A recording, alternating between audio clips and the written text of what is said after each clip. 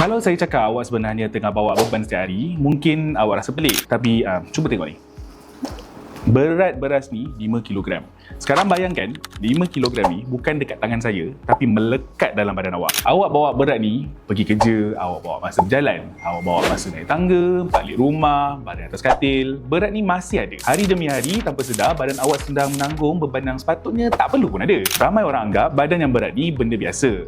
Biasalah umur dah naik, biasalah kerja penat. Tapi jarang orang berhenti dan fikir balik, kenapa badan boleh jadi macam ni sebenarnya? Bila berat susah turun, kebanyakan orang terus salahkan diri sendiri. Kata diri makan banyak, kata diri malas, kata diri tak jaga makan. Tapi kalau betul sebab makan banyak, kenapa ramai orang yang makan biasa-biasa pun tetap naik berat? Sebenarnya masalah ni lebih dalam daripada sekadar pemakanan. Masalah sebenar bukan apa yang awak makan, tapi macam mana badan awak handle apa yang awak makan. Setiap kali kita makan, badan ada dua pilihan. Sama ada dia guna makanan tu sebagai tenaga ataupun dia simpan makanan tu sebagai lemak. Kalau badan cekap, makanan tu akan digunakan. Tapi kalau badan tak cekap, dia akan simpan. Bila proses simpan ni berlaku berulang kali tanpa kita sedar, berat lebihan mula timbul. Ini yang orang selalu nampak sebagai lemak degil. Sedangkan punca dia dalam sistem dalaman badan yang tak berfungsi dengan baik. Jadi bila bercakap tentang kurus, sebenarnya kita tak boleh fokus buang lemak semata-mata. Kita kena betulkan cara badan menguruskan makanan dan tenaga terlebih dahulu. Badan yang tenang, cukup tenaga dan tak stres dari dalam, lebih mudah guna makanan sebagai tenaga. Tapi badan yang letih, tertekan dan tak stabil akan pilih untuk simpan sebagai langkah berjaga-jaga. Sebab tu ada orang diet ketat macam mana pun tapi berat tetap tak akan turun. Bukan sebab usaha tak cukup, tapi sebab badan yang berada dalam keadaan yang salah untuk lepaskan simpanan tu semua.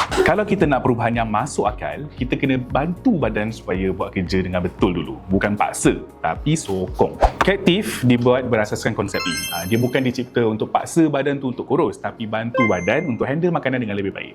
Dalam Captive ada extract cactus yang dipanggil sebagai cactinia. Bila badan terlalu stres atau letih dari dalam, badan cenderung untuk simpan lemak. Bahan ni bantu kurangkan tekanan dalaman supaya badan jadi lebih tenang dan lebih mudah tukar makanan jadi tenaga. Selain tu, Captive juga ada gabungan olive extract dan licorice extract. Gabungan ni bantu badan guna lemak yang sedia ada sebagai tenaga. Ibaratnya, sebelum badan tambah simpanan baru, dia gunakan apa yang kita ada dulu. Captive juga mengandungi ekstrak mangga yang bantu jaga sel dalam badan supaya sistem badan boleh bekerja dengan lebih stabil dan tak kelam kabut. Bila sistem dalaman lebih stabil, badan lebih faham bila nak guna dan bila nak simpan. Sebab tu penting untuk faham, Captive bukan ubat kurus dan bukan jalan pintas. Dia tak buat berat turun semalaman tau, tapi dia bantu badan berfungsi dengan cara yang lebih masuk akal. Bila badan handle makanan dengan betul, lebihan tak disimpan. Bila lebihan tak disimpan, berat perlahan-lahan jadi lebih terkawal.